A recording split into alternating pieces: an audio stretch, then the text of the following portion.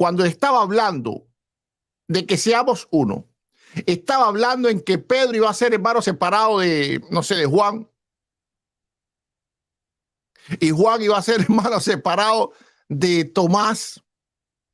Yo le doy la razón a ese hermano que me escribió: a este sacerdote lo único que le queda para ser un hechicero es una escoba y salir volando, porque solamente alguien que tenga un corazón hechicero puede torcer la Biblia de tal manera.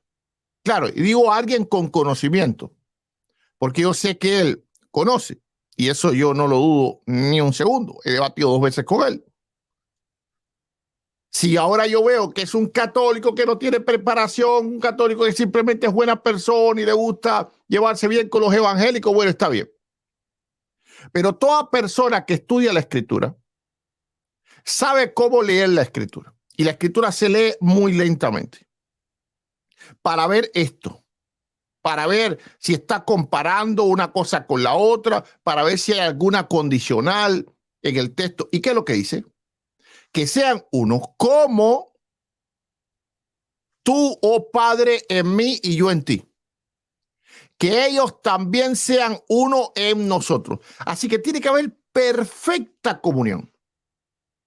Cuando un católico te venga con el lío del ecumenismo y que nosotros los evangélicos estamos quebrantando el deseo de Cristo, estamos rasgando su corazón porque no queremos ser uno con los católicos, pregúntale: ¿tú crees que el Padre y el Hijo son hermanos separados? ¿Tú crees que el Padre y el Hijo son hermanos separados? ¿Tú crees que el Padre y el Hijo son uno católico y otro protestante? Neque, déjense de cuentos y déjense de inventos. Eso es para los que no leen la Biblia. Jesús está hablando de una unidad perfecta. Por lo tanto, tienen que ser uno verdaderamente, no uno en hipocresía. Y así es como la Iglesia Católica nos trata a nosotros los evangélicos, con pura hipocresía. Lo que pasa es que nosotros los evangélicos no somos hipócritas. Claro, cuando hablo de los católicos, hablo de la Iglesia Católica, noten, y hago un disclaimer siempre: yo no estoy hablando del católico de a pie. Yo no estoy hablando de la comunidad católica. Yo no estoy hablando de los católicos de todo el mundo. Yo no estoy hablando de los católicos que van a las misas y a su Eucaristía y andan ahí pues en sus cuestiones litúrgicas, religiosas, espirituales, como quiera que le llamen. Yo estoy hablando de la Iglesia Católica, porque estas ideas nacen del Vaticano. Siempre hablo del Vaticano. Siempre hablo del Vaticano. Y recuerden que Luis Toro es simplemente un repetidor del Vaticano. Es una torre de repetición, como esa que hay en los celulares, que sabe que repite la señal. El Vaticano lanza la señal y Luis Toro se la lleva a los oídos a los pobres católicos que sí lo conocen. De alguna forma Jesús estaba hablando de una unidad de hermanos separados.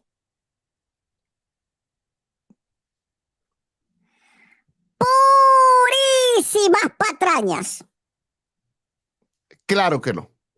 Claro que no. Entonces, en realidad, la Iglesia Católica quiere cumplir ese mandato, a otro con esa historia, a otro con ese cuento. Eso que se lo vayan a hacer a los que nunca han leído la Biblia. A mí no me lo hacen. Y yo tengo muy buenos amigos católicos que creen profundamente en el ecumenismo. Y yo sé que ellos son inocentes. Y yo sé que cuando me dicen a mí, hermano, me lo están diciendo de todo corazón. Pero sé que ese católico simplemente es otra antena repetidora, pero de más baja intensidad. Son de 4G, ¿verdad? Ya Luis Toro es 5G. Los otros católicos son como de 4G. ¿Entendieron esto? ¿Entendieron esto? Es muy importante que ustedes entiendan esto para que no se dejen engañar. El ecumenismo no tiene nada que ver con Juan 17:21.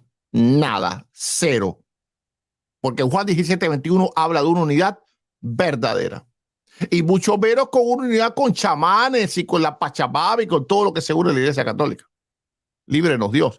Vamos a seguir escuchando un poco para ver si en realidad sale volando una escoba en este video. Sean uno Que ellos también sean uno en nosotros. en nosotros. Este es el querer de Jesucristo, que todos sean uno, la universalidad. La universalidad. Y esa es la herejía moderna del catolicismo. El catolicismo ha entrado en la peor fase de la historia, es la fase autodestructiva. Hasta ahora, el catolicismo había luchado hasta con los dientes de llamarse Iglesia de Cristo. Ya no quiere llamarse así. Hablo catolicismo, hablo Vaticano. Ya el Vaticano no quiere llamarse Iglesia de Cristo. Porque antes era una iglesia, es decir, era un certamen cerrado, que usted no es católico, usted no es parte de la iglesia. Y bueno, es claro que si la iglesia fuera la iglesia católica, el que no es católico no es parte de la iglesia. Ahí yo le decía, ayer mismo sí, a unos católicos, esos amigos míos, los buenos testudos, ¿cómo tú me vas a decir a mí que yo soy católico? No, que todos son católicos aunque no quieran. Pero ese es engañarse a sí mismo. Yo de católico no tengo ni un pelo. Es decir, si ustedes quieren hacerse la imaginación. Bueno, recuerden que estamos viviendo en el tiempo que las personas se perciben de una forma o de otra. Así que no juzgamos a nadie. Si ellos quieren percibirnos a nosotros como católicos, ¿qué le podemos hacer a eso? Pero tiene que haber un problema gravísimo de percepción para percibirme a mí católico. Vamos, si nada más que hay que ver mis videos. ¿Cómo que yo soy católico? Yo soy lo antagónico a un católico. Yo soy un cristiano, pero un católico no. Ahora, el Vaticano les ha hecho ver ahora que no hay problema que los evangélicos estemos creciendo y desbordándonos y más poder y más gloria en nuestra iglesia, porque al fin y al cabo somos también católicos, así que estamos corriendo. Es como el que nada para morir en la orilla. Es lo que ellos quieren hacer ver. Por más que se alejen, hijos míos, de todas formas estamos todos ahí agarrados al Papa porque él tiene la llave. Ni en su casa tiene la llave. Porque, bueno, te está rentado ahí en el Vaticano. Comprendamos bien todos estos puntos y entendamos que la Iglesia Católica está entrando en una época ya de finales, Apocalipsis 17 y 18. Dice, y comerán sus carnes, la mujer de Apocalipsis 17 y 18. Así que llegará un momento que esa mujer va a ser descarnada y ellos mismos se van a comer. Por eso es algo autodestructivo. Porque ahora ha caído en la apocatástasis. Y la apocatástasis es una antigua herejía del siglo II que creía que todo el mundo era salvo. Esta herejía no es nueva, no se crea que se le inventó el Concilio Vaticano II. El Concilio Vaticano II simplemente levantó de nuevo el muñeco de la apocatástasis. Pero la apocatástasis inclusive la creyeron cristianos muy famosos como Orígenes, al cual la propia Iglesia Católica lo condena paradójicamente. Y este era el problema de Orígenes. El problema de Orígenes era que Orígenes creía que todo el mundo al final iba para el cielo. Y esto es lo que cree el catolicismo. Y por eso entonces ahora tiene una tendencia ecuménica. Ya no puede, es decir, no puede aguantar a su gente. Su gente se le va a seguir yendo. Pero ahora tú que eres católico, te vas de la iglesia católica y estás en una iglesia evangélica gozándote, gloria a Dios, y después viene y te dice el Papa, hijo mío, aunque te haya sido una iglesia evangélica, tú sigues siendo católico. Y por la gracia de la iglesia católica, tú vas a ser salvo. Puras patrañas. La iglesia católica está perdida, no tiene que hacer. Y tú no has visto el refrán que dice, si no gana, empata. Ok, entonces quieren empatar. A ver, si me está yendo la gente, ¿qué puedo hacer? No sé, es como el esposo que se le va a la mujer o la esposa que se le va al esposo y después de 20 años sigue llamando a su esposa. Nunca te di el divorcio, eres mía de todas formas. Ok, o nunca te voy al divorcio, eres mío de todas formas. Y es algo así de parecido. Ok, entonces vamos a seguir escuchando las locuras de Luis Toro. Lo que se llama catolicidad. Catolicidad. No. catolicidad respecto a la verdadera fe. Ahora, vamos a ir a la Biblia y ya no escuchar más nada, porque si no posible, saca volando con la escoba y me dé un escobazo en la cabeza. Entonces, para evitar cualquier tipo de accidente con escoba, vamos a ver qué es lo que dice la Escritura y vamos a ver si el ecumenismo es bíblico y si es lo que estaba hablando Jesús. Juan 17:21. Para que todos sean uno, como tú, oh Padre, en mí y yo en ti. Es decir, uno en perfecta comunión, no uno como lo quiere la Iglesia Católica. Que la Iglesia Católica dice, somos uno con los ortodoxos, pero son dos cosas completamente diferentes. Ok, los ortodoxos no creen que María nació inmaculada, los ortodoxos no creen en el purgatorio al estilo romano, los ortodoxos no creen en el privado de Pedro, los ortodoxos creen que el obispo de Roma es un hereje. Bueno, el apoteósico. Los ortodoxos no creen que el Espíritu Santo desciende del Padre y el Hijo, sino que desciende solamente del Padre. Bien. Quieren ser uno entonces con los luteranos. Pero los luteranos no creen, ¿verdad?, en la primacía del obispo de Roma. Los luteranos no creen en la salvación por obra. Los luteranos no creen en un montón de cosas. Quieren ser uno con los evangélicos. Pero los evangélicos no creemos en ningún tipo de veneración de imágenes, ni culto, ni 8 cuartos, ni a María, ni a Pedro, ni a Pablo, ni a la mamá de Tarzán, ni al papá de King Kong, ni al hijo de Voltu 5. No damos culto a nada que no sea a Dios. ¿Cómo rayos vamos a hacer uno? Con el Padre y el Hijo son uno. Porque el Padre y el Hijo tienen un mismo sentir. A punto que en Getsemaní, Jesús, por más que le dolía ir a la cruz, porque él en ese momento estaba sufriendo la pasión en la carne, ¿verdad? Porque era un hombre, no de la carne, sino en la carne, que no es lo mismo. ¿Ok? Aún así dijo, hágase tu voluntad y no la mía. Por lo tanto, tenían un mismo sentir, tienen un mismo sentir y van a tener por toda la eternidad un mismo sentir. Porque en Dios no hay mudanza ni sombra de variación. Así que cuando Jesús está hablando de uno, está hablando de uno en verdad. No de uno cargando una Guadalupe de 2 metros, arrastrándose y soltando rodillas, soltando el hueso ahí en la cera y sangre y todo y desmayándose. Y los otros adorando a Dios, buenísimo, una iglesia evangélica. No, ese uno, mira, si tú pones ese uno con este otro, tiene uno que nada que ver con el otro. ¿Se parece acaso la unidad del Padre y el Hijo a la unidad del ecumenismo? Tú me estás viendo católico porque yo sé que miles de católicos ven mi canal. Piensen y juzguen honestamente. Es igual, así como el Padre y el Hijo, un católico, un evangélico, un católico romano a un ortodoxo. Absolutamente no. Por lo tanto, ¿Jesús estaba hablando del ecumenismo? No. Jesús estaba hablando de que los cristianos que estamos en verdadera comunión seamos uno, así como el Padre y Él son uno. Tiene que haber comunión y comunión real para que el deseo de Cristo se cumpla. No sé, imaginemos que la tesis del catolicismo es que entre Pedro y Judas había ecumenismo. No. Fíjate, como Jesús no creía en el ecumenismo, que Jesús dijo, uno de ustedes diablo. No, aquí todos somos pueblo. No, Dios no.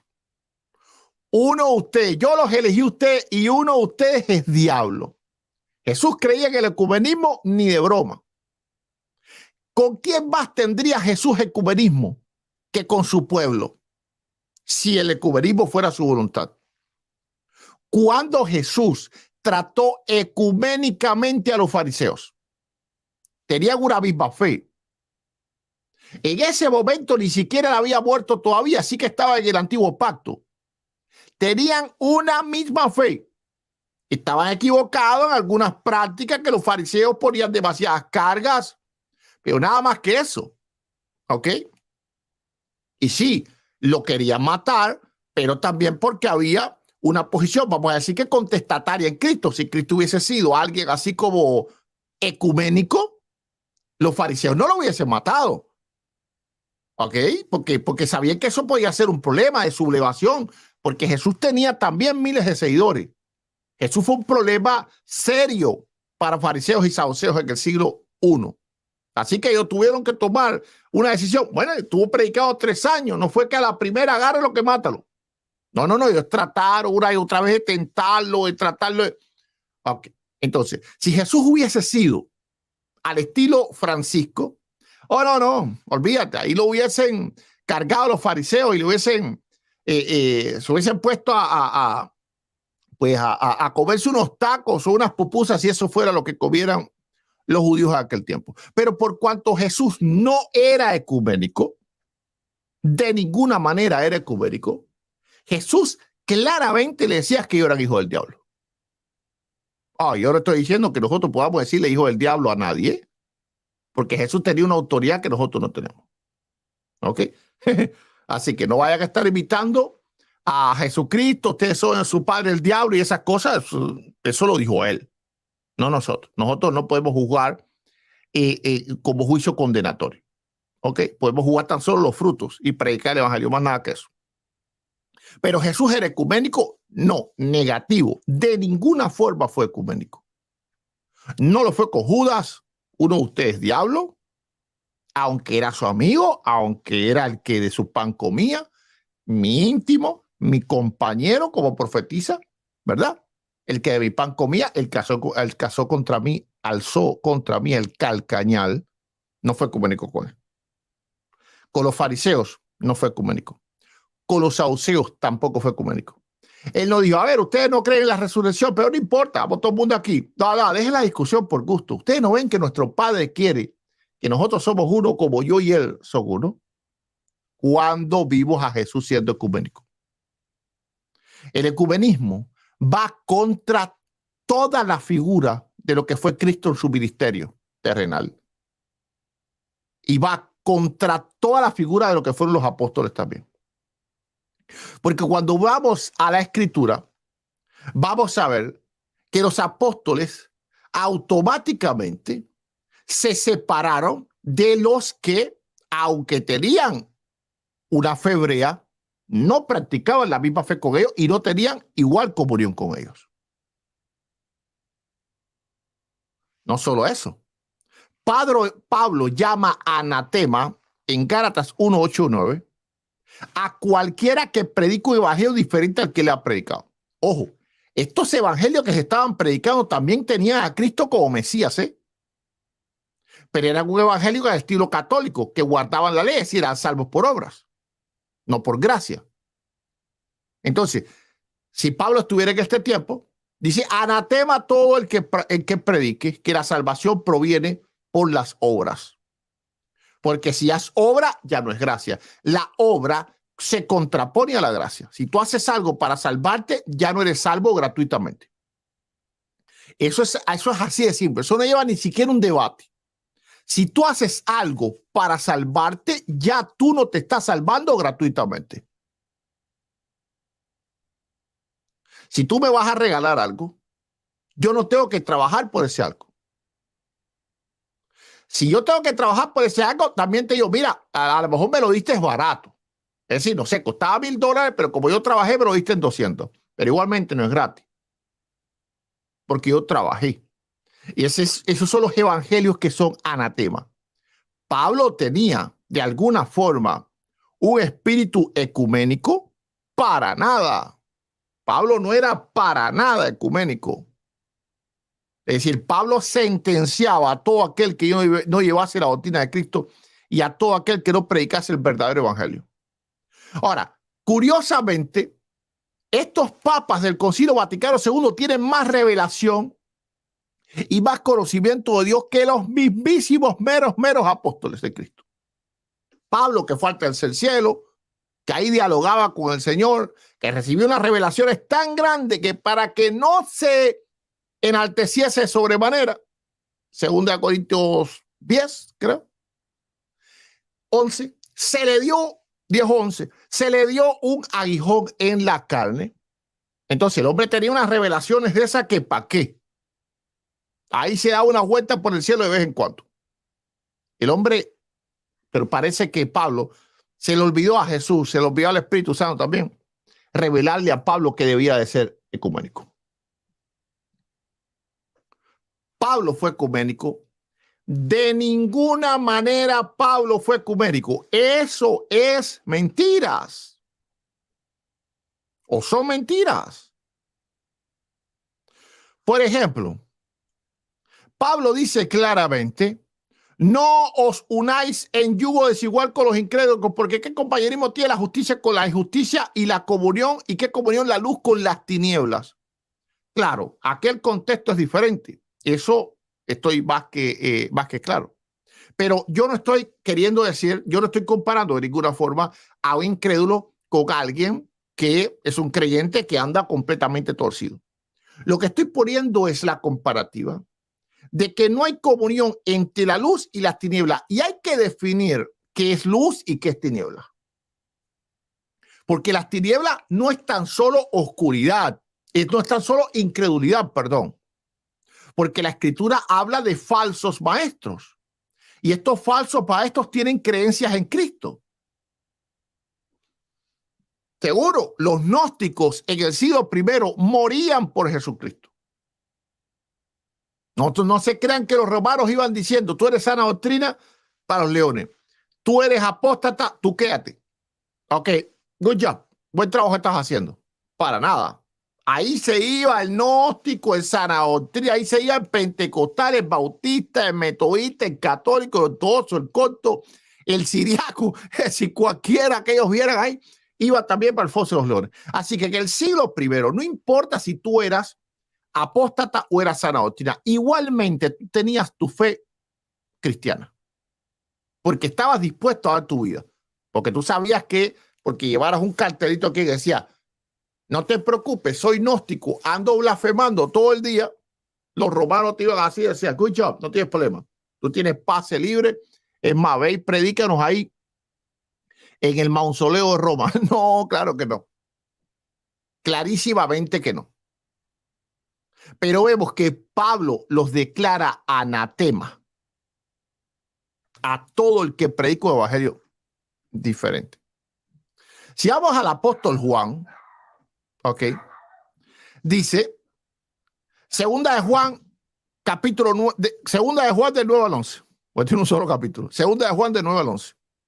Cualquiera que se extravía y no persevera en la doctrina de Cristo no tiene a Dios. Vamos a plantear, vamos a quedarnos aquí un momento. Vamos a ver.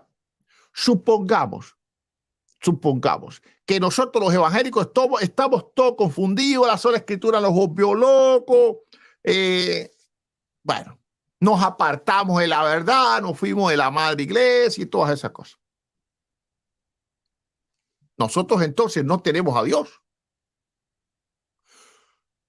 Si el Vaticano conoce este texto y el Vaticano cree que la doctrina nuestra es incorrecta, el Vaticano tiene que saber, conforme a la Escritura, que entonces los evangélicos no tenemos a Dios.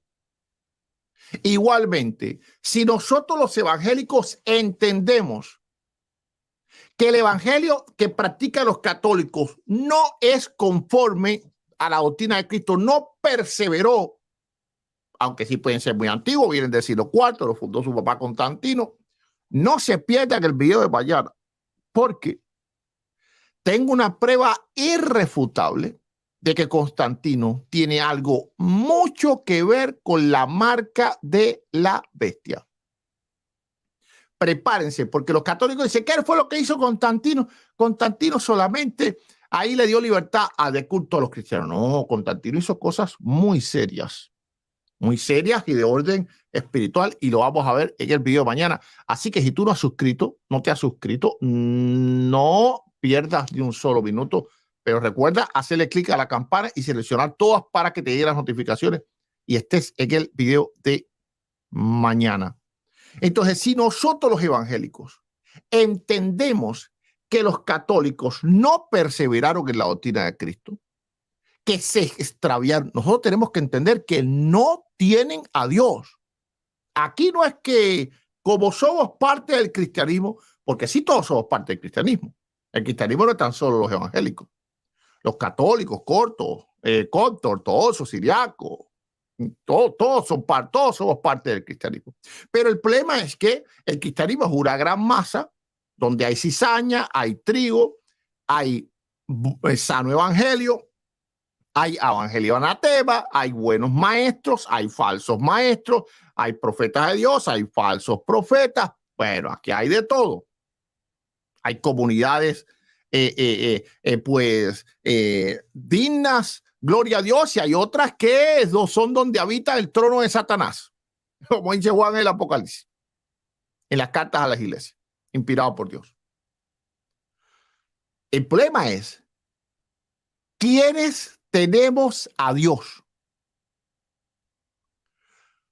Porque Juan dice claramente, cualquiera, no importa si es católico, evangélico, un pastor, el papa, un sacristán, un patriarca ortodoxo, ponlo como a ti te guste. Cualquiera que se extravía y no persevera en la doctrina de Cristo no tiene a Dios. Así que el ecumenismo es incompatible con la verdad de Dios. Ojo, yo estoy queriendo decir que los cristianos de todas las denominaciones no debemos de colaborar. Yo no he dicho eso. Yo no he dicho eso. ¿Por qué? Porque tenemos también puntos en común. Y tenemos también enemigos en común. Y es claro que si todas las denominaciones cristianas del mundo entero, católicos, ortodoxos, evangélicos de todas las denominaciones, etcétera, trabajásemos unidos en cuestiones sociales y demás, que no tengo por qué explicar, porque ustedes seguro entienden, bueno, habría mejoría. Entonces, sí, podemos colaborar en asuntos que no sean comunes, pero no tener ecumenismo de fe. No tener ecumenismo de fe, porque el problema es que alguien está extraviado de la doctrina de Cristo. Si somos nosotros los evangélicos los que estamos extraviados, entonces nosotros los evangélicos no tenemos a Dios. Y por lo tanto los católicos no tendrían por qué tener ecumenismo con nosotros. Si son los católicos los que están extraviados, que a eso decimos amén, entonces los católicos no tienen a Dios. Claro, hay siempre excepciones, ¿eh? Hay siempre excepciones. En Apocalipsis 17 y 18, Dios muestra que también hay pueblo dentro de esa mujer. Salir de en medio de ella por lo mío. Pero como regla general, una comunidad que está extraviada de Cristo no tiene a Dios. Pero vamos a seguir. El verso 10 está bien interesante. Dice, seguimos. Vamos a empezar de nuevo otra vez. Cualquiera que se extravíe y no persevere en la doctrina de Cristo no tiene a Dios. El que persevera en la doctrina de Cristo, ese sí tiene al Padre y al Hijo. Hay que perseverar. Si alguno viene a vosotros y no trae esta doctrina, no lo recibáis en casa ni le digáis bienvenido, porque el que le dice bienvenido participa en sus malas obras. Supónganse que ahora yo, por ser pastor evangélico, supónganse que el cristianismo evangélico está en un error y que yo he apostatado, que yo nunca he sido católico, gracias a Dios Todopoderoso, pero cualquiera de ustedes que hubiera apostatado, o imagínate que yo hubiese sido católico, un católico no me puede recibir como hermano de fe, como una persona normal, sí, porque aquí está hablando de doctrina. ¿Ok? Es decir, no quiere decir que nosotros no atendamos a todas las personas como buenos samaritanos que tenemos que ser. Juan aquí está hablando de doctrina. Si alguno viene a vosotros y no trae esta doctrina, no lo recibáis en casa. Recuerden que las iglesias estaban en las casas. Pero ahora el catolicismo está haciendo una reunión de esa de la Juventud Mundial Católica e invitó a todo el mundo, ateos, budistas, hinduistas, protestantes, ortodoxos, hasta los marcianos que llegaron bailando cha-cha-cha, también están metidos ahí. No les importa. ¿Es esto conforme a la Escritura y conforme a los primeros cristianos. No, esto es completamente aberrante. Y eso no quiere decir que no tengamos buenas relaciones, no quiere decir que no nos tratemos con amor, porque a pesar de todo hay que entender una seria verdad, y es que todo el que está en el cristianismo está deseando la salvación. Y todo el que está en el cristianismo está buscando a Dios. Y todo el que está en el cristianismo está confiando en Cristo. Así que por ende estamos más que obligados a tratar con amor a todo el mundo. A mí no me gusta cuando se ofende a un católico y besalles y esas cosas para mí no son de Dios. Ok, ahora, al pan y al vino vino. Ok, ¿qué es lo que dice la Escritura? Yo puedo recibir a un católico en mi casa como un hermano de fe, no puedo. Por más que yo ame ese católico y tengo amistad fuerte con varios católicos, yo no puedo, porque él o yo nos hemos extraviado. ¿Ok? Entonces, si ha sido yo, él está actuando mal. Y si ha sido él, yo estoy actuando mal. Así que de ninguna de las formas me puedo estar de acuerdo con eso. Porque si ha sido yo, pues ahí tengo que arrepentirme. Y si entonces él me trata como hermanito, no me voy a arrepentir nunca. Y si ha sido él el que está extraviado, que a eso decimos amén, entonces él tiene que arrepentirse. Y si yo lo trato como hermanito, entonces nunca se va a arrepentir. Va a seguir ahí cantando su guadalupana todo el día y celebrando el Día de los Muertos. Está entendiendo cómo el ecumenismo